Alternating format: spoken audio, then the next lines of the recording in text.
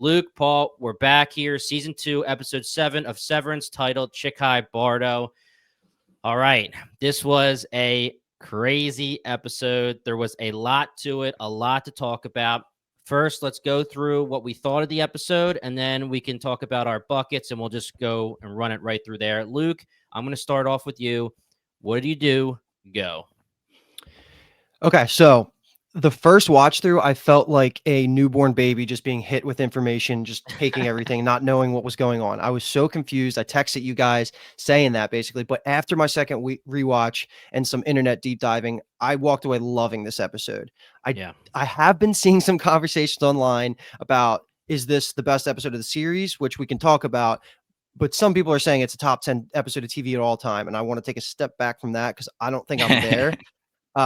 The cinematography and the acting were pretty much as peak as possible, but I won't say it was a top 10 episode of all time of any TV show. Like, that seems a little crazy to me. Like, this isn't like, Hard Home and, the Reigns of Castamere, Game of Thrones, or like the finales of Breaking Bad level of like I walked away, or even like the first season of Westworld stuff. But it's up there. It was prestige TV at its finest. I think Gemma needed this. I almost think we don't really ever have to cover their backstory again. It felt like they did such a good job of cramming all this information in like a digestible way, and then using the cinematography to layer it with everything that Gemma was going through was fucking magnificent. Like, don't get me wrong. Like, this is definitely like a Film Bros just favorite thing to ever happen, probably, with Severance. And that is what I was seeing. Like, most people that care about like the technical aspects of shooting shows loved this, and I can get behind that. But now switching over to like the plot and like the theory pieces of everything, I cannot believe how confident me and you, Jimmy, were about the Whistler's identity. It so could have just been a random person, but this opened up so many new things. Like Dr. Maurer, who is the Whistler, we might still be using Whistler. I don't know. We're going to feel it out as we're going through the podcast, whatever makes sense. Right. So everything to do with him, everything to do with the like spy IT part of MDR was just blowing my mind, about the 4 people that looked like our characters downstairs, like with Drummond. All that was so freaking good. And then, of course, just the tragic truth of Gemma being trapped in the basement, and the idea that the only way she can get out is going through the severed floor, but that turns her into Miss Casey, just puts a cherry on top of everything. And just her emotions were amazing. Everything was good. I'm so ready to talk about this. It was such a good episode. And the new character, who I'm also really digging, she didn't get a lot of screen time, but she reminds me, the new nurse character, she reminds me of Septa Unella from Game of Thrones, who's Cersei's, adversary. So I think there's more to come from her. And I just want to put it on the board now that, is there a chance that Dr. Maurer is one of the 4 tempers that I was like predicting, if there are actually 4 people you under love the that CEO. damn theory, man. Dude, I love that theory because Drummond doesn't feel enough of like a coat, like a face of Lumen that's not the board. Yeah, I totally want 4. And I also just want to, if you just show me a tattoo on Drummond that says the other one on his neck, I'll drop the whole thing. Like you said, this was an incredible episode. The information that they give us in the beginning versus what we see at the end, incredible choices. Like the montages, you could like see the time passing and the relationship growing without it being like a classic montage, and also not wasting a whole bunch of time. I wouldn't call it top 10, like you were saying, Luke. Like some of those people, I would do what you were doing and kind of take a step back from that, because it did feel more of, even though it was a bunch of reveals, it was more of a setup for a big climactic episode, to come at the end of this season. But that being said, I really, really did love it. Ton of theories. And this episode is, so I almost want to call it like a killer episode, because it killed so many of our discussions and theories that we had before the season. But not in a bad way. Like, that was part of the fun, guessing everything. So we got a lot more information solidified, but then a lot more questions that we don't know about. So absolutely loved it. Changed the whole shift of how the viewer even sees the show overall. So ready to jump in. Yeah.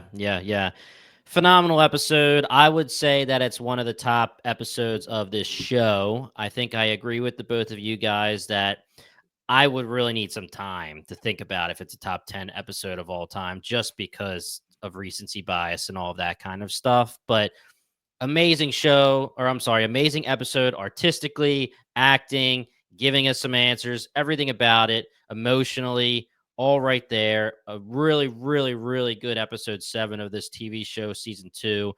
Luke and Paul, I think you guys explained it perfectly, so I don't need to get into how I feel. I feel like it's time to just get this party started. Two things. One, I'm still on team. The finale of season 1 is the best episode of the series, and that you could tell me, you can convince me that that is a top 10 episode of all time of TV. But anyway, that aside, got a shout out on our mailbag. One of our listeners, Big D from Shout on TV, crushed his theory relating to IVF and Lumen and everything we're about to get into. I just want to give a shout out to him because that was not something I saw coming, because we never watched the next episode stuff, so we always go in blind, and I just did not see that being played out pretty much exactly how he wrote his theory. But anyway, if we're ready to jump into it, I think we're going to take it from Mark's side first, and then we'll get into everything with Gemma on the testing floor. Sounds Because good. the first piece of this, I just want to say, like, first scene, super quick. Gabi's there. We find out that she confirms to Devin that Mark is going through the reintegration process. And she also confirms that Gemma's alive. We'll pick back up with them in a second because there's more interesting things to talk about them. But let's take it to the first real flashback. One of 3 or 4, I think, that happened this episode. But this is going to be just the initial meeting between Mark and Gemma. And the only thing I want to point out that's, I think, everybody and their mother saw was that the blood that they were giving in this scene has the Lumen sign on it. So I think it's everything to do with just making sure that Lumen has their fingers everywhere. And like, this is something that we've been talking about forever. But anything you guys want to throw out about their initial meeting besides their natural chemistry that they definitely have? And I did not attribute that after the Miss Casey and Innie Mark stuff, because they kill it together. I apologize for not knowing the actress's name that plays Gemma / Miss Casey. We know her from The 100, baby. Yes, Luke, if you're looking it up, you might know it. But yes, I think that she is doing a phenomenal job here. And it's similar to what we were saying with Britt Law about Innie Helly versus Helena. And, you know, pretty much every single actor that has to play multiple characters in this TV show. Gemma / Miss Casey's actress has to play Gemma in the past meeting Mark, Gemma throughout her relationship with Mark, going through the troubles and going through all of the tragedies and everything that they've had to deal with together. Gemma, while she's in the testing floor, Miss Casey, the different versions of the innies that are going into the different rooms. So very, very, very great stuff. Awesome stuff here. And these flashbacks all, Luke, you alluded to this, they all paint a picture and give us pretty much everything we need to understand Gemma's motivation from what her character arc goes through from the very beginning to where she's at right now on the testing floor. Mark going through his tragedies from the very beginning till now, and just the relationship together. It's so good, and it's only one episode, and we got everything we need. Paul, what did you think of some of these flashbacks? Yeah, it seems like we've been getting Gemma this entire season just from all of the background that I feel like I know about her after this episode. Like you said, it was incredible. I didn't really have an opinion on Gemma as a character just because we got her in such little bits and she was such a robot. But now it's like she's one of the most complicated, arguably, one of the most important characters now. Like we were saying, it's all Mark. Maybe it's just all revolving around her, and Mark's just there to help the process. So a lot to think about going forward, but just got to name the paper that Mark was grading real quick when they were giving blood. All quiet on the Western blunt, drug used by soldiers in World War I. Just I thought that was reaction, and then Gemma's reaction, like, "Wow, you should pass him and fail every other kid. That guy's a genius." They were immediately so funny. They clicked right away. It was great. I knew you were gonna like that. And Adam Scott is just ageless and handsome. He's like Paul Rudd. It's unbelievable. I mean, he's what? He's in his, I guess I need to look this up, but isn't he in his like early 50s maybe? He has to be. And I saw people thirsting over him with the facial hair, man. Everybody's 51. loving it. 51. Yeah, wow. Good for him. Emily, I was watching with her. She said, "Oh my God, he looks incredible." And then she goes online. Everybody had the same thoughts. So just really funny. 100%. Yeah. All right, let's take this to the next flashback, which is just going to continue this conversation. Keep bringing up whatever you want if we go past it, because it's all kind of one flow. And this next piece is they're going through their good times, and then they start idealizing the idea of a kid, right? And then Gemma eventually gets pregnant, but she has her miscarriage, which leads them to go to the IVF clinic. and Mr. Whistler, the Whistler, is in the background, which is awesome. Did Yeah. not catch it the first time because, again, I was just so overwhelmed. But we do find out that she's signing this form, which I think we can just take the natural leap is kind of giving away all of her information. It's giving Lumen her blood. It's giving them the permission to just start poking around in her biology and figure out that she's eventually going to be somebody that they want to target for this whole season 1 and season 2 of Severance plan. So that's all Yes. the next big flashback. I did not catch. I watched this episode twice. Didn't catch that the Whistler was in the background of the scene. That's hysterical. Yep. What I think what he I like did has see. like a clipboard He's or whatever, and he's just Yeah, he's like, in the left side of the screen yeah, as they're walking in. Yep. so cool. God, so good. So I know a lot of people on the internet and in our Discord were talking about we didn't see Gemma write her last name. It looks like she is writing an S and a C for Scout, so I don't think there's too much information or like there's not really hiding anything there. But two really interesting parts from this scene. One, she's signing all this information with her right hand, and Yep. later when we're getting thank you notes, that's with her left hand. Mhm. Mm. And then two, this layout of the room, like it kind of pans out as this scene's transitioning to the next one, and it is literally the exact same layout as Yeah. Gemma in her like prison room, quote unquote. Whether it's the exact same room, I don't know, because it's the basement of this big Lumen building, or maybe it's just like the chains. They have the exact same setups everywhere they go to build or something like that. Either way, it was literally the exact same room, door, everything. Mhm. Yeah, and I was a little bit confused with that if they were trying to just artistically show us a pan and a flash like they did with Mark when he was reintegrating and just, flashing between, now she's in the IVF clinic and now she's in her prison, quote unquote. And also, I need to shout somebody that reviewed our podcast saying drink every time one of them says quote unquote. So, and I don't even think either of you two say it. So it's just I me. say it It's sometimes, but it's mostly you. Yeah. Robin Scherbatsky, How I Met Your Mother, but everybody drink.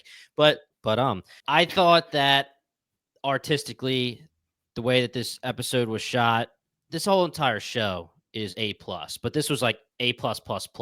Amazing stuff. And yes, Paul, I think that was done for a reason. And it's hard for us as three guys here to talk about the heartbreaking scenes because we have no experience with it. But again, shout out to Adam Scott and Gemma's actress, Luke Dickin. Lock-in. It's 2 CHs in there, like in the first Yeah. name and the last name. So you never know how to pronounce it, but shout out to her. I mean, all of those scenes are heartbreaking, and it just shows where emotionally you're pushed to make these decisions as Gemma. And I already talked about this earlier in the intro already, but it's just so good with 55 minutes of an episode, 50 minutes if you count that they ended with 7 minutes to give us the extra scenes at the end with the background information. I feel like I really do have emotionally all I need to know about Gemma and Mark and what they've dealt with. So Mhm. clap, clap, clap for them, actors, writers, etc. Yeah, definitely. And it just comes across so well. And it's such a believable, relatable relationship that they're going through. And it just explains so much, especially going all the way back to depressed Mark in season 1 on the outside. Like it all just kind of clicks. And Yep. so this next part of the flashback, which I just wrote flashback number 3, whatever, this has some good info in there because this is where we're seeing them around the table. It's already after the marriage, the miscarriage, sorry. And we get a couple of things that are very important. One being the cards related to the title sequence. That is what Dylan stole back in season 1. And I am so happy that this is brought up. I did not know how they were going to land the plane of how important that stuff was, but this is going to be Right. a conversation in its own. But shout out to freaking Paul too. My God, for nailing that rabbit duck picture behind Milchek last episode, because they bring it up again here of something related to Lumen. It's supposed to be just like the psyche test, whatever. I cannot believe that came out to be important, or at least it was something that was definitely very meticulously put in there in the background. So good catch there. But this is the scene where they're starting to slowly kind of lose hope. But I guess let's talk about the card, and we can talk about the rabbit duck if there's anything there. Paul, just sit here and get your flowers, man. Enjoy it. when I was saying that theory last episode, your guys' faces were completely blank. So I was like, "Oh God, here I go, spitting bullshit again. That's never going to come up." So that's good to see that it did relate, especially with the episode directly after. Thought that was really cool. I can't believe, like, going back to our theories about what the card was. We were like, they're training armies Yeah, to teach them how to the fight, soldiers and gotta they're going to fight. be, Yeah, Yeah. yeah. We should have known it was the same guy. He had the same hair. He had the same That was haircut, dude. yeah. So, really funny, but also, like you said, it's just great because we're just like we're pointing at the screen, like there it is. That's the card Dylan stole from all the way back in season one. That led us to even reveal the OTC. So, Mhm. absolutely crazy.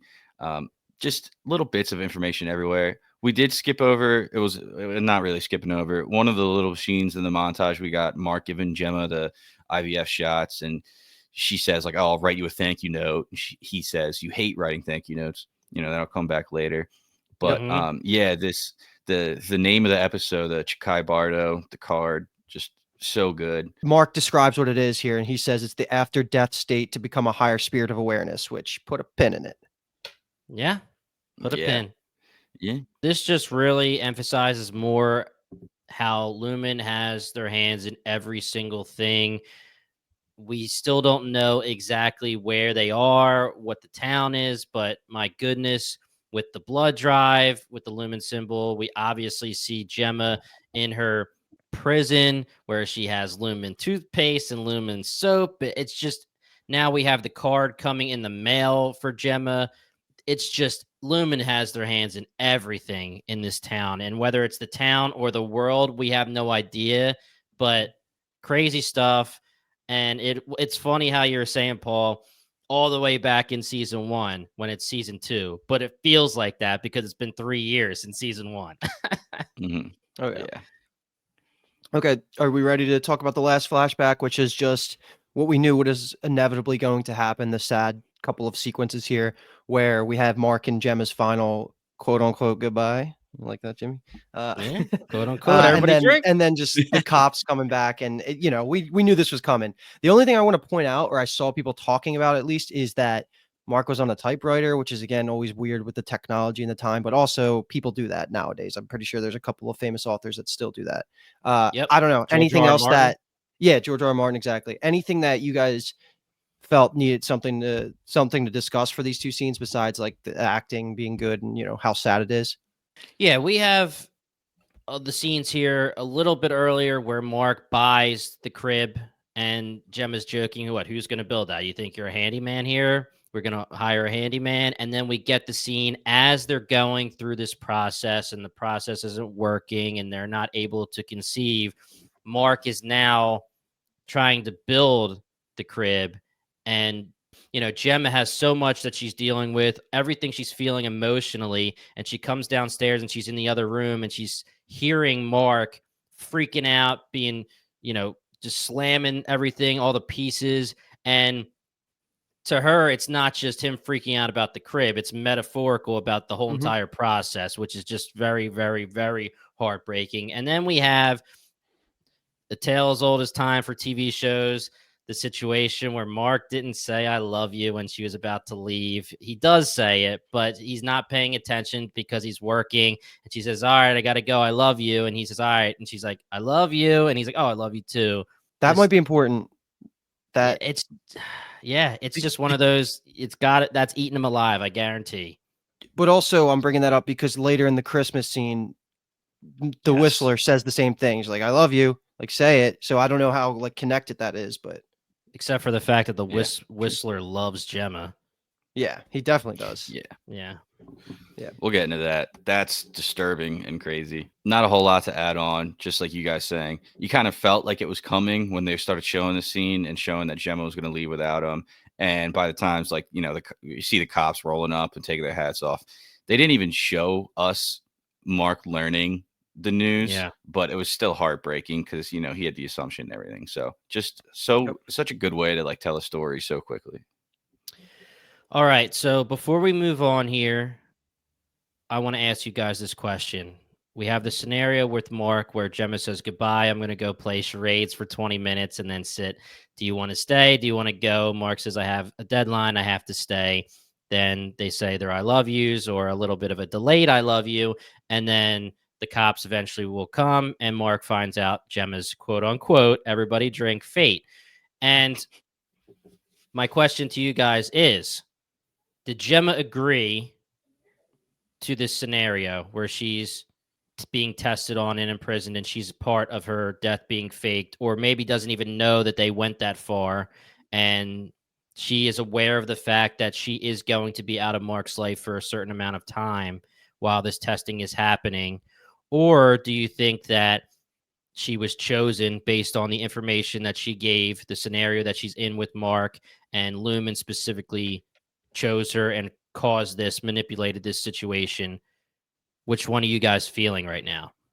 I think option number 2, and it's solely based on how Gemma was acting in that scene. I feel that she would have put more effort into like a kiss, goodbye, I love you. Well, If she she did make knew him say it. she did, but like Yeah. that wasn't I'm gonna go away for a year and like I'll see you, babe. Like that was come on, just say, like I don't know. Yeah. Until I get more, I'm pretty convinced of option number 2. I don't think this was like a huge elaborate plan that she got pulled into, that she thought she knew what she was getting into. I mean, at some level she did, but I don't think she was in on I'm gonna get fake my death or anything like that. Okay. Paul, what do you think? I'm kind of 50-50. I had a similar thought when I was watching the second time, Jimmy. Like, they just show her obviously distraught after like heartbreak after heartbreak. Yep. So, and we also got Mark when they were talking about like the male clinic things that they get with the duck and the Chikhai Bardo card. Mark even says like maybe we should just stop if this is stop trying to have a kid if this is how you feel Right. and it's beating you down and all this other stuff. So seeing that scene for the second time really triggered maybe Gemma did want to try literally everything, and maybe she did have an agreement with Lumen where Lumen's like, all right, we can test on you and work with you, and we can give you a kid, but you need to like help us out first. And maybe she agreed to that, not knowing it was going to be 2 years, not knowing everything they were going to do, but maybe she was just like, all right, this is my last option, maybe let's take it. So Okay. she didn't tell Mark because she didn't know how long it was going to be, Yep. or like the extent of it. But Yeah, I could see either. I am kind of 50-50 here. We'll put a pin in it because there are some things that are brought up in the Gemma side of the story with her being in her testing floor. But I want to give Tyler from the podcast, the Core Podcast, a shout out. He was on Silo with us. He did True Detective with me as well. And he was saying that he took it as she did agree. She voluntarily agreed with Lumen because of her depression and everything that she was dealing with. And kind of, Paul, you alluded to that as well. And I'm kind of there. I think that she agreed to something she wasn't understanding fully. I can easily be convinced otherwise, but I think that another part of what they were showing us with all this emotional turmoil that she was dealing with, and like you said, Paul, the fact that Mark was like, should we just stop this? I feel like everything she's going through has led her to a choice, and that may have been the choice. Now, like you Okay. said, Luke, I could take your side too. It's 50-50 on me right now, maybe a little bit more on the side of that she made the choice, but we will get into that in a little bit because there are some other clues. Okay. So let's take home the Mark bucket, and there's only 2 other scenes, and it's all the actual current day, which is more conversation between Devin and Regabia and what to do, because Devin starts freaking out naturally. It's her brother. She doesn't know what's going on. She does threaten to call Cobell because she knows that Cobell no longer works with Lumen. But Regabi says, which is what we've been talking about this whole time, that she's basically a raised soldier. She was indoctrinated into the Lumen cult since she's been a kid, and that's like her whole backstory, I think. So boo to both of them in this scene for just character decisions, because I was so upset that Regabi literally left. Like, I don't know how to feel about that, because Yeah. she's right to say, what do I do if he wakes up? Like, he has a hole in his brain. You just did some crazy surgery on his head. Like, there could be so many things that need to be done, especially like, he was drinking the formulas earlier. Like, she's not going to be able to tell him how to do all that stuff. But either way, he does eventually wake up. He's in like the cold sweats. He had the realization. He just looks like he's going through it, but it does seem to, it seems like the show's leading us to believe that he is now fully reintegrated. And then next episode, I think he's going to be both. And I could be reading into that, but I'm pretty sure that was what I gathered from him getting the last bits of memories and how it was shot. Yeah, the Ragabi choices here are a little bit troubling just because she did all of this to Mark and she's about to roll out. It's telling, though, because she is not going to be involved or in the same room or in the same breath as Cobell. We had theories that they were working together. Throw him out. That's being thrown out for now. But she knows that she is underground, meaning Ragabi. Ragabi is underground. Ragabi's in hiding. She's fully in rebellion against Lumen. She believes that Cobell is fully Lumen. She was born into Lumen, and it's ingrained in her. Whether she's telling people she's out or not, we don't know what she's been doing since she left when she was talking with Helena and she ran out. We want her to join the side of the innies. I think we want Milchick to join the side of the innies more so, but Ragabi is not down with testing if Cobell is going to be loyal to Lumen, because she's going to be loyal to Lumen in Ragabi's eyes. So it doesn't surprise me that she left. It's just tough because, I mean, Mark's laying there half dead with a hole in his brain, like you said, Luke, and she's about to roll out. So if I was her, I would have just been like, Devin, if you call Cobell, I'm out and Mark could die. I would have grabbed that damn. Yeah, exactly. I would have grabbed that damn phone and threw it across the room before I decide to just leave. We saw in the last episode how gung-ho and how in she was to finally be like, we're doing this. We're flooding the chip. We're reintegrating you. This is what we got. We're testing it. We're going to experiment and we're going to just deal with the repercussions. And now she's about to just leave Mark there. I'd grab that phone and smash it before I walk out the front door. I was upset. Yeah. It's weird because Ragabi's like, this is what I've worked for. This is what I've been trying to work for and what I've been testing for. And like you said, she just walks out. So it's a little frustrating. Now, from Devin's standpoint, like I get it because Ragabi wasn't answering any of her questions when she first, the episode first started. Ragabi runs out of the basement when her brother is like passed out and Devin has no idea what's going on. She's asking her a million things and she's like, can you just answer one question? And that's when she says like, yeah, Gemma's alive and stuff like that. So I get why Devin's doing it because she's basically has no upper hand. She even says like, I know you're a lot smarter than me. So this might sound dumb because like said so plainly. But I like that line, by the way. But yeah. Yeah. I can tell you're smarter than me. I get Devin's frustration, but it just happened to be the wrong move to basically scare Ragabi out of there. And you guys already brought it up. Ragabi has a line. Cobell was raised by Lumen. She's Lumen through and through. That brings us back to our old theories about, was Miss Huang basically gunning for Milchick's job, and was Cobell ever a kid like Miss Huang? And it's just like a ladder that you go up and all that other stuff. So now that actually does add a decent amount of credibility to that argument. Did Miss Cobell, was she in the same position as Miss Huang way back when?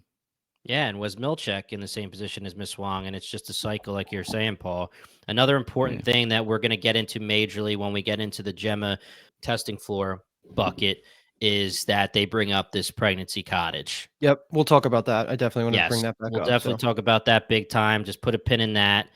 Can I give you a deep cut stupid theory that just I saw that I think is just worth saying is Apple TV Plus, whatever. Apple made the decision that anytime they have phones or Apple products in TV shows, they never want the villains to use Apple. So they pointed out that Devin's was using an Android, and people are like, "Oh, like Devin's bad." I think that's a leap.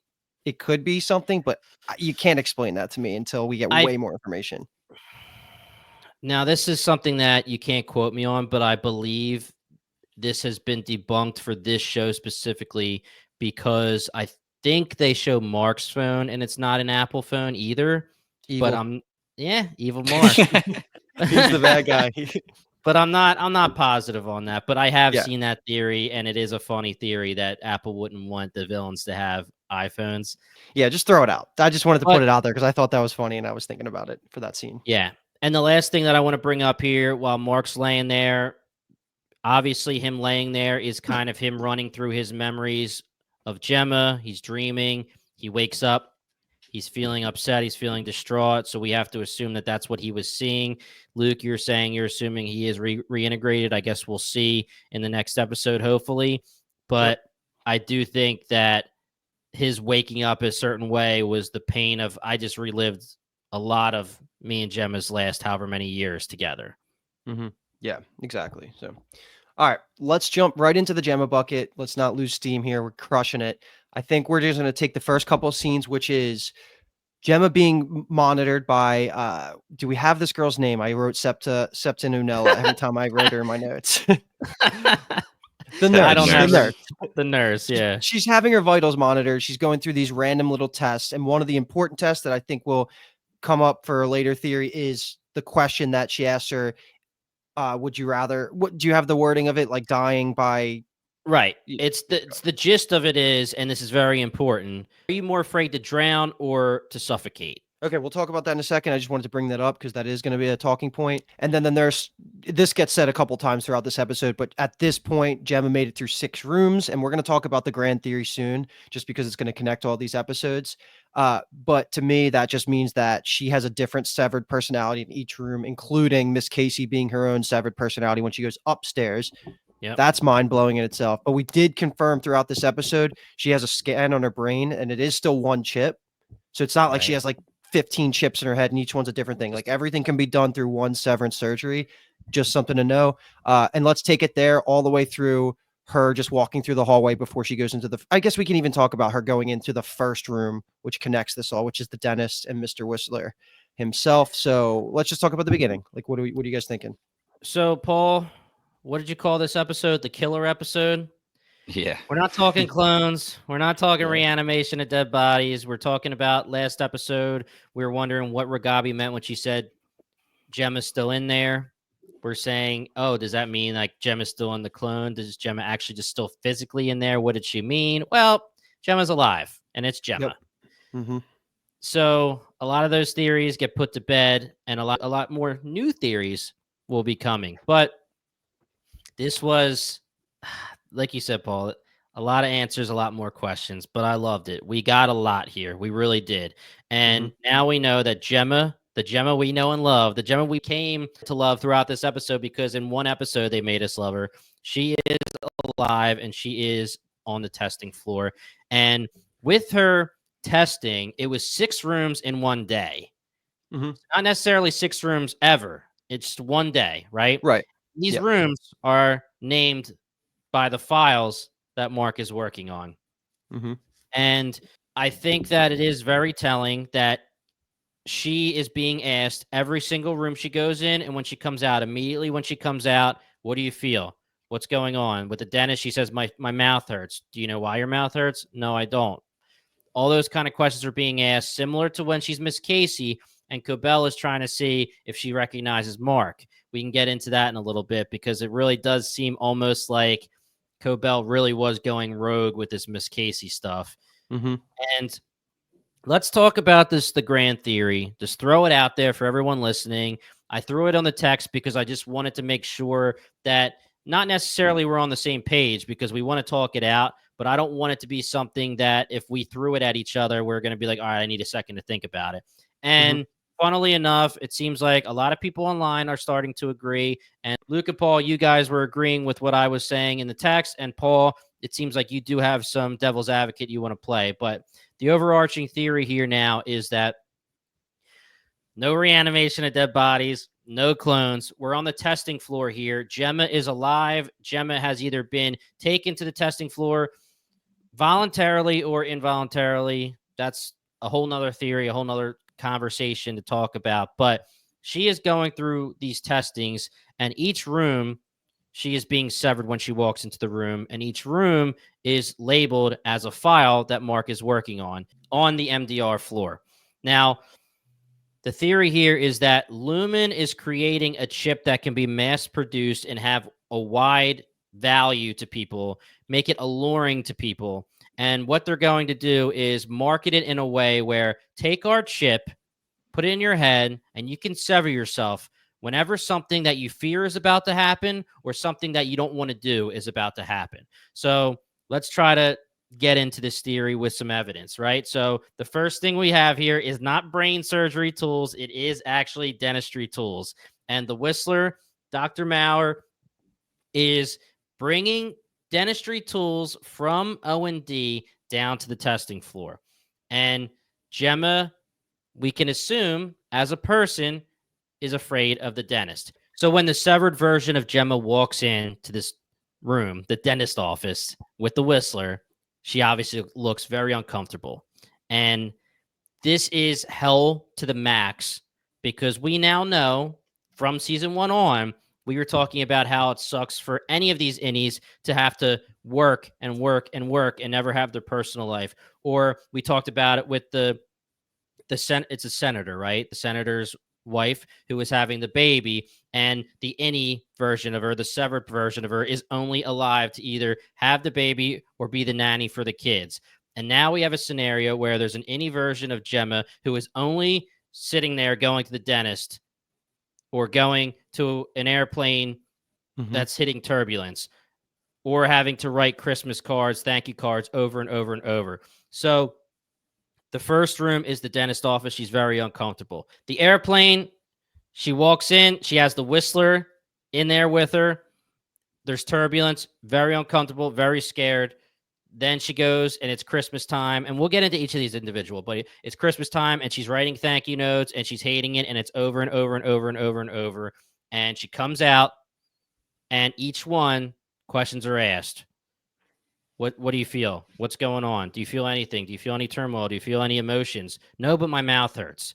Or no, but my hand hurts. So again, the allure here is that eventually they want to mass produce a chip that could be marketed as, hey guys, anything that you don't want to do, we will create an any version of you. You can maybe activate it yourself, or will automatically activate when this fear response is happening or this loathing response is happening, and you don't have to live it.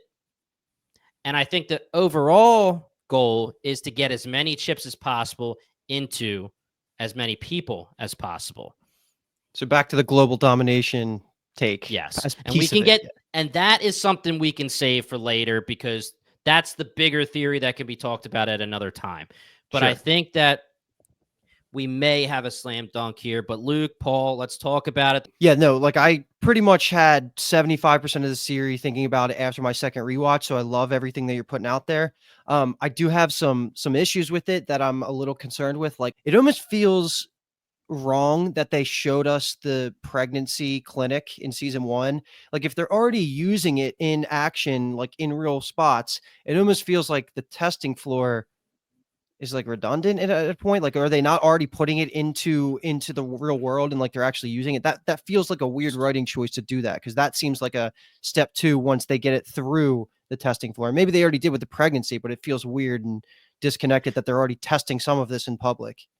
Yeah, so it seems that when I was saying with this theory, it can either be activated by you or will automatically activate. It seems like the testing part would make more sense if it was an automatic activation.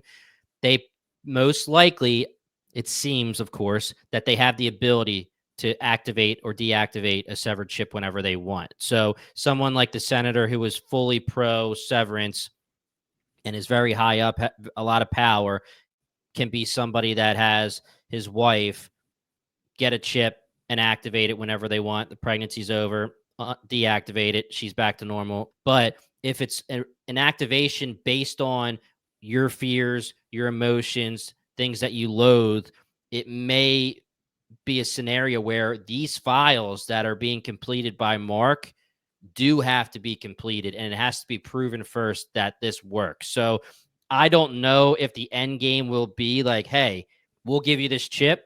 You have to somehow do a computer program or refine them yourself, because the deal is here that we have Mark working on Gemma, and he's refining, he's taking all the negative emotions, all the bad feelings that these numbers are, he's bucketing them. So now we can assume that the buckets are the rooms, right? the file turns into the room. So he's taking the negative emotions and from his memories of her, and he knows that she hates writing cards, just like you said, Paul, or he knows that she hates the dentist. Do you have to do that for yourself ahead of time, and then the chip will know, and then it'll activate for you? Those are the kind of questions we really don't have, but I understand what you're saying, Luke. To me, it seems like somehow there's something that they don't fully have figured out yet. And maybe it is as simple as, hey, if you want to go to the pregnancy cottage, you want to hit the button, you're severed for the pregnancy, the birth, and then we'll hit the button again and you're not severed. There's got to be a difference between it being in your head and at all times, at any time, it'll activate when something happens that you don't want to happen. Yeah, I mean, I like it a lot. As I was watching this episode, something along the lines, like the very beginning of that theory started popping up, but I didn't really connect all those dots.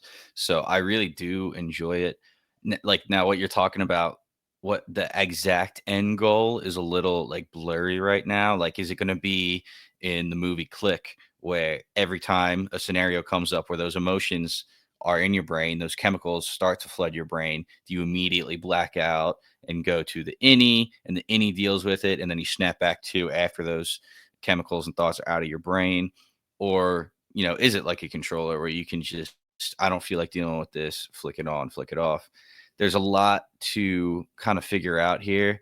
I think a big question I have is, when Mark and the whole MDR team are refining, why do they feel those emotions in themselves if they are supposed to be Gemma's emotions that she's feeling when she's in that room? Like, are there chips connected?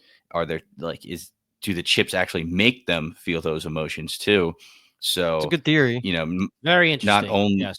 not only are you skipping over fear, maybe you can instill certain emotions into people as well. But like you said, these rooms, they all seem to revolve around fear, dislikes, and with the Whistler doctor asking, did you feel any despair coming out of there? That it's kind of pushing towards like avoiding negative emotions and stuff like that. So I Mhm. really like it. I am gonna have to like sit on it and think about the events of season 1 and everything like that. But we're getting closer, definitely closer than clones. And the actors told us it wasn't clones, but hey, we never know. You never know when people are telling the truth. We know Marvel, unless you're Tom Holland, they lie about everything when it comes to publicity and questions being answered. But yeah, it's a really good point when it comes to how does it correlate the refining with the feelings. And I think we know that there has to be a connection between the person refining and what they're refining, like who they're refining for. So obviously there's Mark and there's Gemma. And this gets back to the theory about what is Helena, Heliar, Dylan, all the other Irving, etc., doing with their files. There's Mhm. a lot of rooms down there. And again, the artistry, the cinematography, when we get to the point where Gemma escapes and we're seeing the lights as she's walking through the hallway, ominous as hell. We know that there's a lot of rooms. Are they all Mark's files or are they everybody's files? Who is Dylan connecting to? Who is Irving connecting to? Who is Heliar connecting to? I still don't want it to be nobody. Definitely not. That's my biggest fear. But my hope is that because there's so many rooms that there is some kind of correlation where they are doing something. I just don't know that we know where these emotions are coming from, like you're saying, Paul, how the numbers correlate to some negative feeling.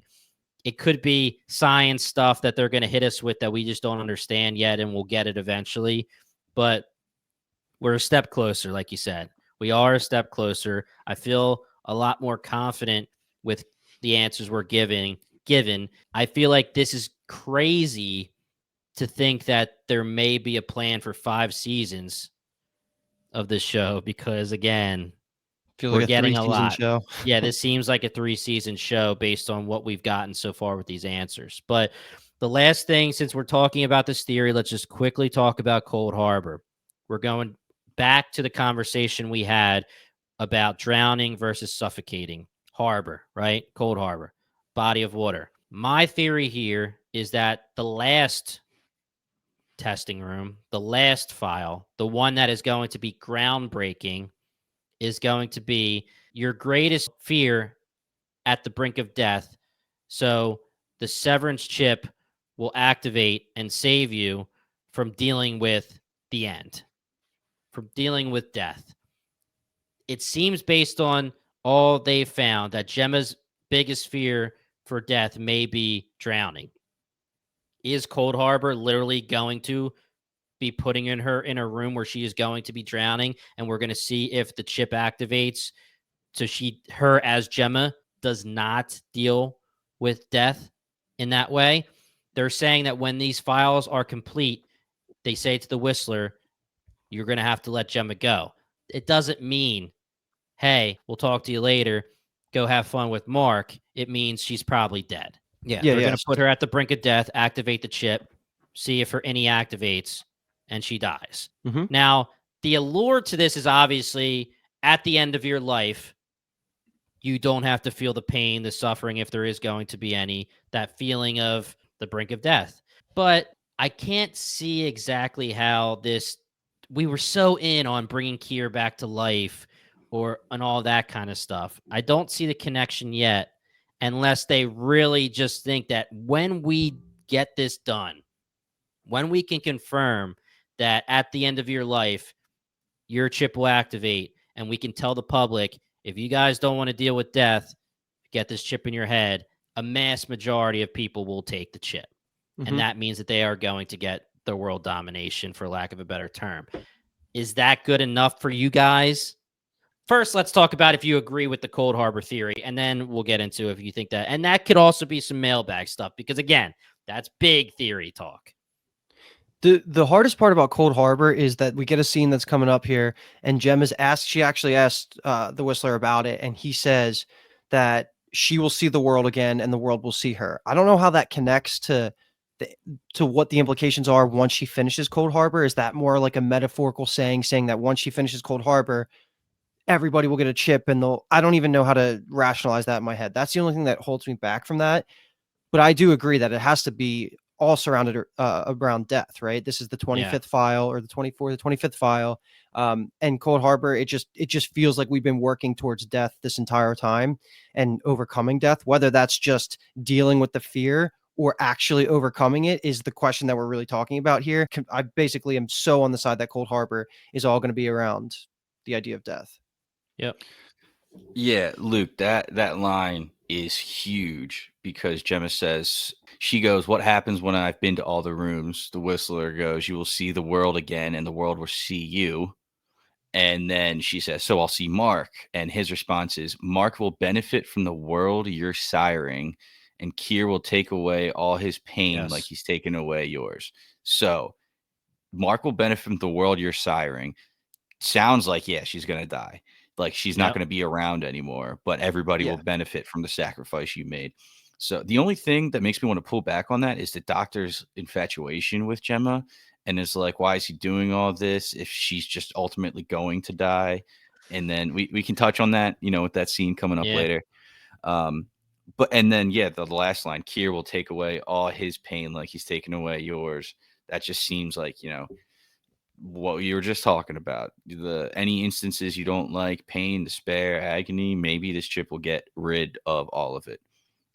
One of the big questions I had about Gemma in this testing is every time she goes into a different room, it's a different innie. Luke, you already said we only saw she has one chip in there. So now I'm like questioning, like, how many, is there a limit to how many innies you can have? There was a theory about, the dentist and the teeth, if there's, if they're putting the chips in the teeth as well. So, that's why she's having, shout out to Delco Nick, Big Apple Greg. I know you guys were kind of pushing that in the Discord because she was in there for 2 hours. Just a regular cleaning seems like it would take less than 2 hours. But then again, that could be pushing the dislike being in that room and the pain that you're feeling in that room. Yep. So a lot to break down here.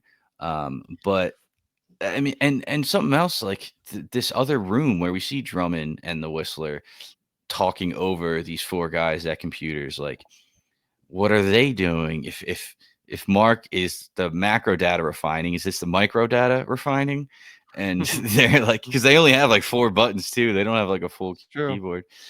So it's just so much going on, but a lot of what we saw does kind of point towards Gemma being dead pretty much after all of this, and the whole goal being around taking away pain, despair, etc.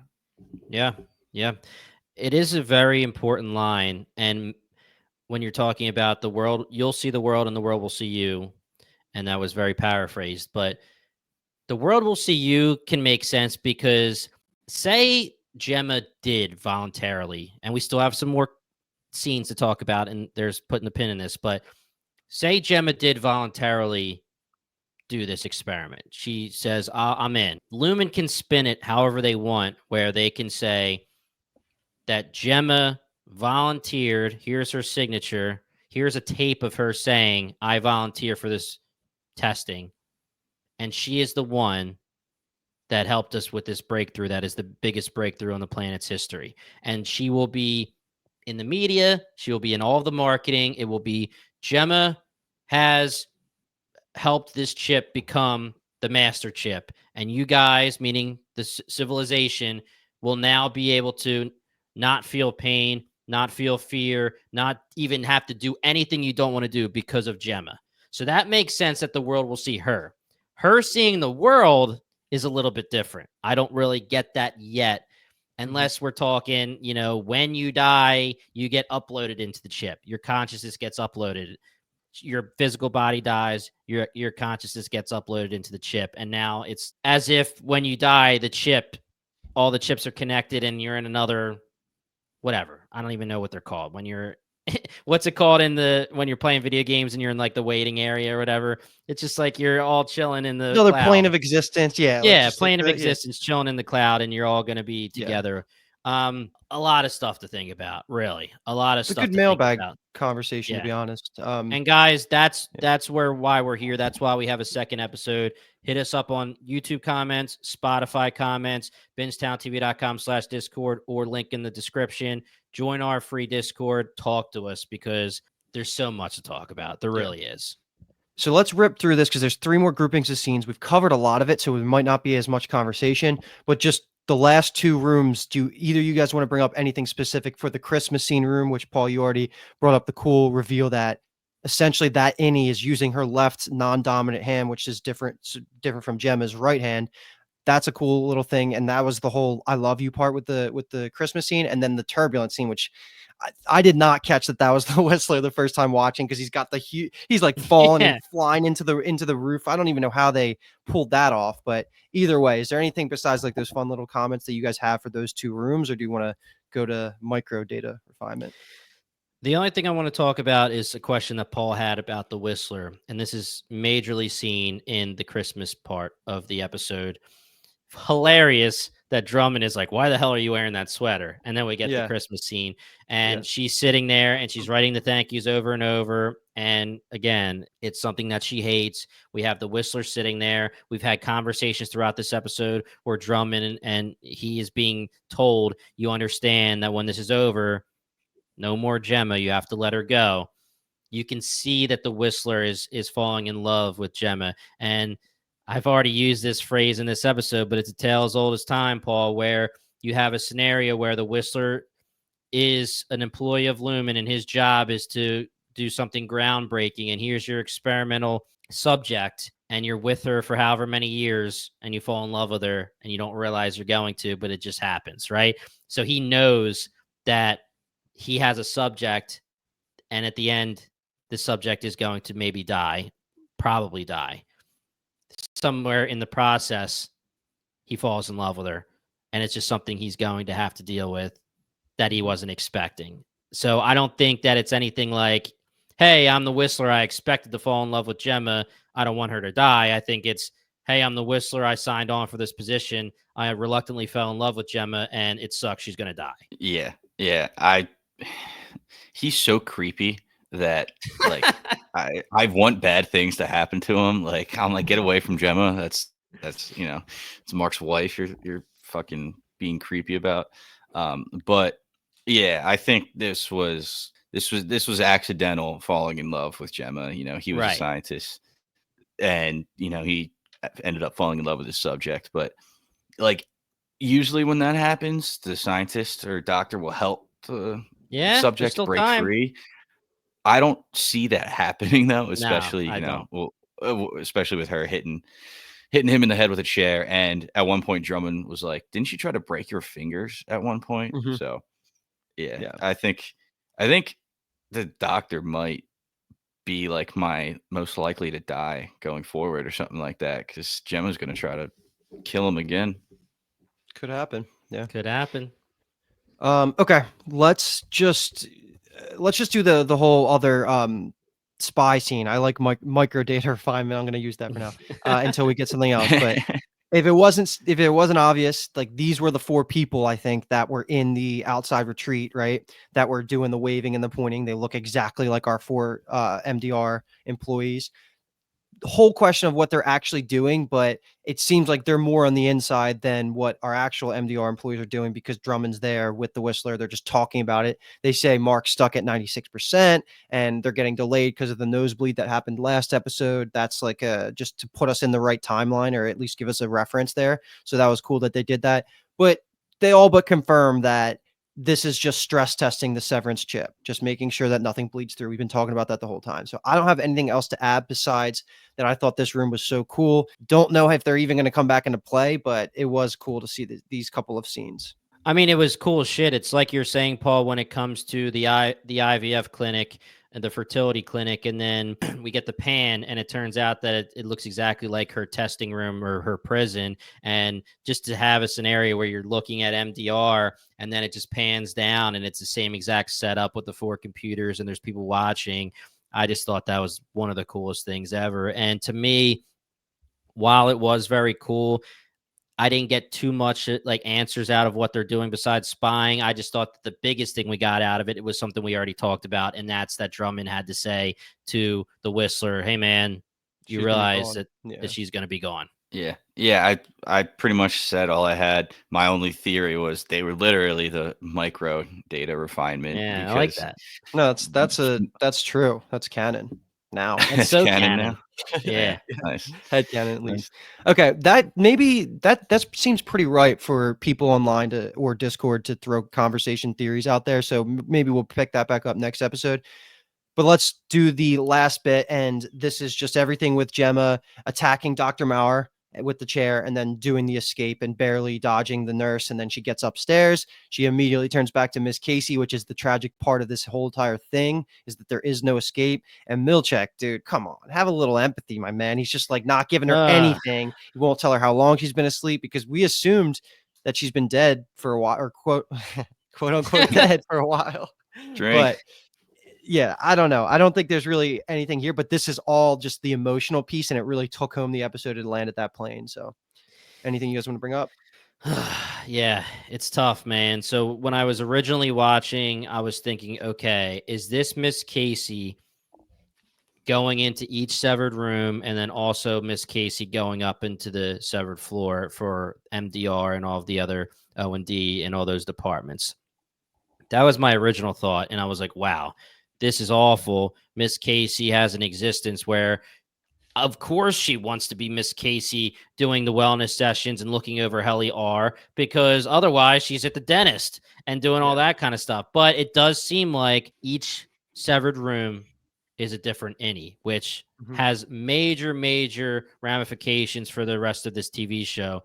But either way, Milchick, stone cold, hurts my heart. I need to talk about the Whistler, though, in these scenes. Let's talk about Gemma, and she's finally starting to be like, not finally, but we're seeing her start to be like, I need to get the hell out of here. She's talking about Mark, and the Whistler says to her, what a freaking ass. We know all the emotional turmoil she's been through, the reason why most likely she volunteered to do this. He says, Mark moved on, has a wife, and has a baby girl. You son of a bitch, right? Yeah, How awful is that? And this is rogue, I would assume, for the Whistler. And the this love is part of it. Right. This is the love part of it. And wow, that's just pulling at the heartstrings. Awful shit. Yeah. Yeah. He's a dickhead, and that's probably why I want him to die next. Not, I'm like, oh, he's probably so safe, but I just want him to die, and that's why I'm like guessing he'll be the next death. But he like he could have compromised the whole freaking experiment here. Like, I wonder if he's gonna get reprimanded by Drummond from this because I don't know. It just seemed like he was, like you said, going rogue, going off plan here. So interesting to see if there will be ramifications or how they will even continue testing here. I'm trying to figure out this elevator, right? Because Gemma finally gets to the elevator. It was giving me total season one vibes when Helly is like, I would say see you guys later, but I'm never going to see you guys again. Like, I'm going to tell my Audi to resign. She goes up in the elevator. She comes down, and Heliar is just like, why the hell am I here? Full of despair. Yeah. Same feeling that we were getting with Gemma, unfortunately, when she turns into Miss Casey. I have such weird feelings whenever I see Milchek on screen because I'm like, oh, Milchek, I love his character. I'm happy he has a line this episode. But I'm like, why are you being such a dick? She's so close Yeah. to escaping, and you're like the final barrier. But it's so interesting how he doesn't even have to like tackle her or fight her. He can just be like, oh, Miss Casey, you got turned Run around. You're along. at an art exhibition and you accidentally went in an elevator. But assuming that that elevator will not go higher than the severed floor, like, right? Because especially with the arrow, with the red arrow pointing down, I assume she Yeah. can't take that elevator from the testing floor and go all the way up to the main floor at It Luna. only goes down. Yep. And then I'm not going to really touch on this real quick, but I'm going to save it for the mailbag. But just so you guys have like the same thought process, now that we know the testing floor and everything that's going on, why is Irving's Audi so obsessed with getting to that testing floor? Is it literally just trying to save Gemma, or is there something else down there that we have to worry about? Like, does he have a loved one down there or something? Yeah. So We have no idea. We've only seen one POV. We have no idea if there's multiple test subjects. I mean, you would have to assume that they can't be putting all their eggs in one basket, but who knows? So, yes, there could definitely be other test subjects. And Milchek was tough to, run along kind of thing. And he basically acted the same exact way when they sent her back to the testing floor after the wellness sessions with Mark.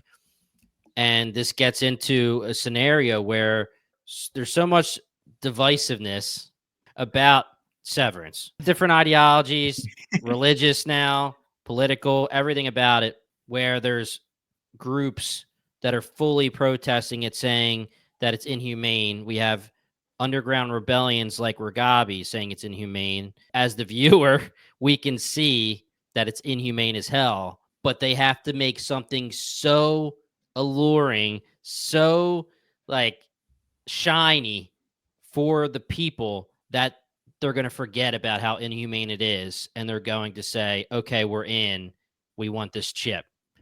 And we want to pass a law or something allowing this chip to exist for every single person that wants it. So they're working for not necessarily defeating death, but not having to deal with anything you fear, not having to deal with anything that you don't want to do. And the cherry on top is when you're about to die, you won't have to deal with that either. To them, they might believe that that's shiny and alluring enough to get through everyone believing, not everyone, but a lot of people believing it's inhumane. So I guess that's why they believe it's so important. And the last thing I want to talk about for this episode is Miss Casey saying, when I'm done, will I see Mark? And this is the question that is bringing me to, does she believe or was she promised that when she volunteers for this experiment, she will either, have a baby and return to Mark at the end of it?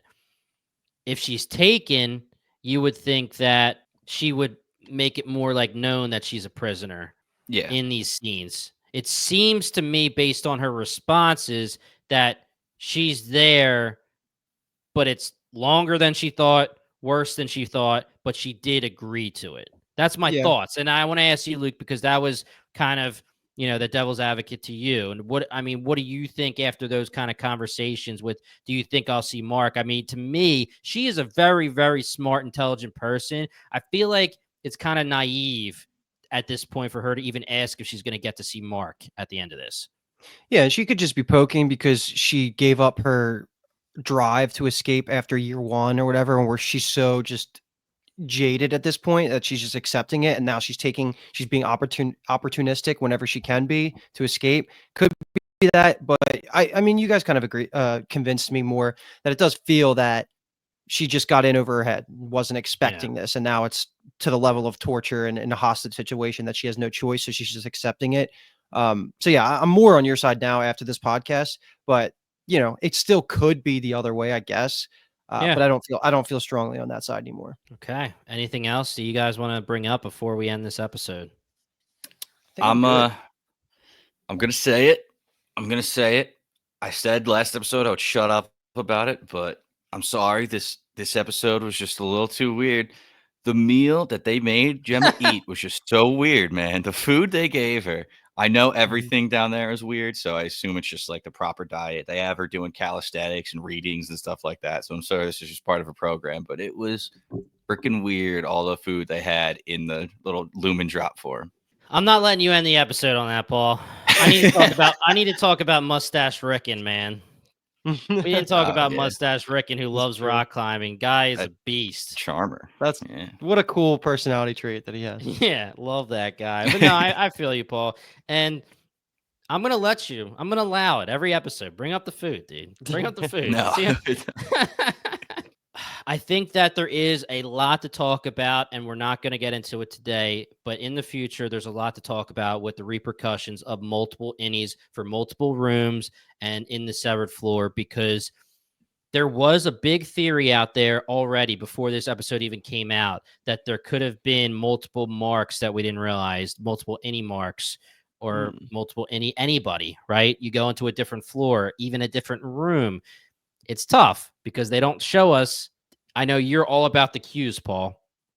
So have we seen other cues? I don't think so. But when it comes to Mark walking in other rooms or being on other floors, but people have theorized that there's a possibility that we've seen multiple innie versions of Mark, or that multiple innie versions of Mark could exist in the future.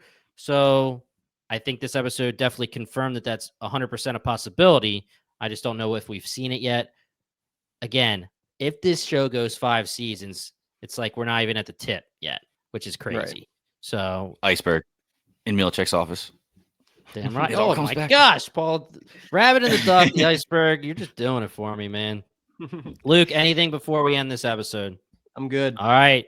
Guys, the midweek mailbag will be coming up in a couple days. So make sure you comment on Spotify, comment on YouTube. Join our free Discord, bingetowntv.com/Discord. The links will also be in the description. Jump in, have some fun, talk to us about Severance, talk to us about any TV show you want. If you want to be specifically shouted, there's a thread for the Severance mailbag. But otherwise, guys, we will be back. We have episode 8, 3 more episodes left. We are the Core Podcast. We are excited for the rest of the season, and we can't wait to talk to you guys. Thank you so much for listening.